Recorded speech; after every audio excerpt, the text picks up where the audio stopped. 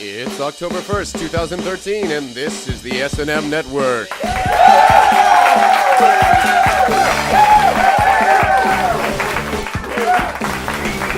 Hello and welcome to the S&M Network. I'm Colin Cosell, and just this morning I stole a car, ran over a hooker, and hit a cop car.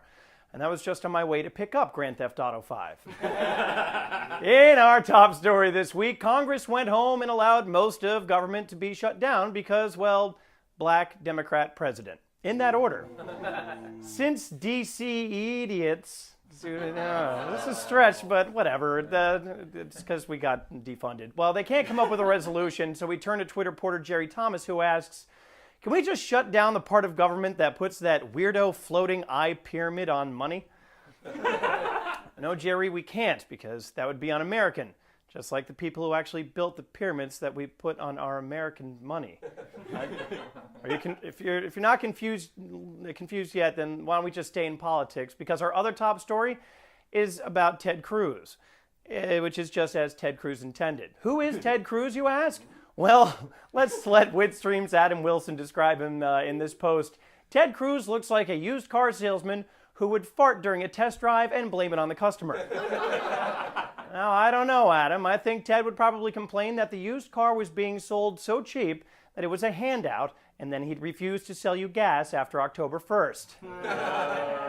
We are so political. Next up is Witstream's Rich Duncan, who posted, if I didn't know who he was, I'd suspect Ted Cruz was Anthony Weiner's new sexting handle. And if Ted Cruz had a new sexting handle, it would probably be Slam I Am. Horton Here's a Hoe. This is a tough episode. Anyway, clogging congressional sewer lines with a Texas-sized publicity stunt also makes Ted Carnival Cruz our asshole of the week. We turn to the Daily Edge and Tea Party Cat, who paraphrased what Ted Cruz sharted. People who say accept Obamacare are just like the people who said accept the Nazis. That's basically what he said, but just remember, folks, whenever you compare something to Nazis, God dropkicks a baby panda, so stop it. And to be honest with you, as an anchor without health care, and I also have a Jewish grandfather, this is particularly rough on me, but not nearly as rough as our sandpapery rub on Ted Cruz, who's also our asshole of the week. This show is written by 12-year-olds, isn't it? Butts and farts and butts. Anyway, moving on from those who act like they're on meth to those who actually cook meth on television, we now turn to entertainment news and the finale of Breaking Bad. For those of you who were meth amped up for the end of the series, I can only hope you avoided Twitter's Amateur Adam, who wrote, loads of friends saying they're staying off of Facebook and Twitter to avoid hearing about Breaking Bad. So I'm having to text them the spoilers. Ooh, would you look at that? Oh my goodness. Who would do something so wacky as let Kramer jump up and down in a plane and then they all ended up in prison? That was Seinfeld, right? Oh. Anyway, thanks, Adam. Oh, look, a dick pic. Oh, that joke went terribly. On the other side of the series finale scale, no one remembers Seinfeld anymore. What is the deal with you idiots? Anyway, on the other side of the, not you guys are great. Other side of the series finale scale, Dexter came to a screeching halt, much like our jokes.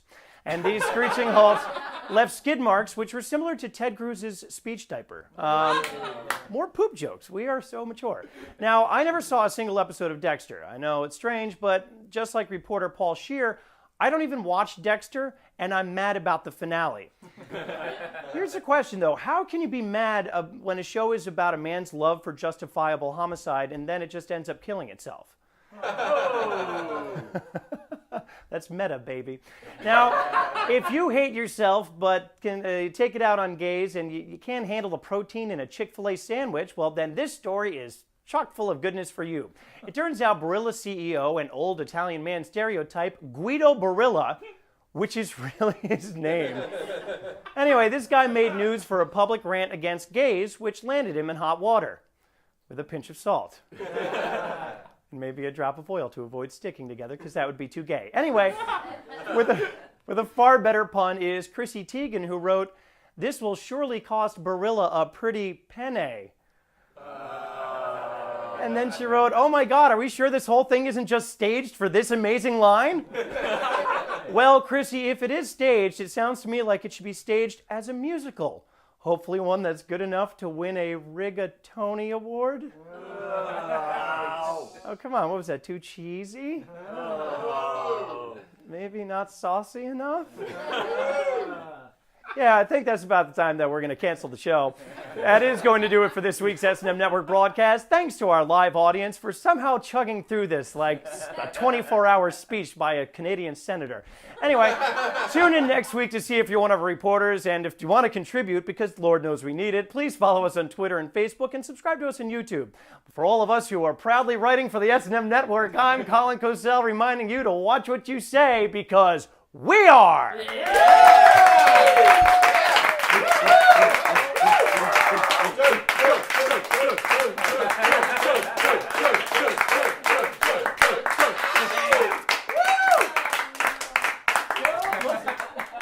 There was so much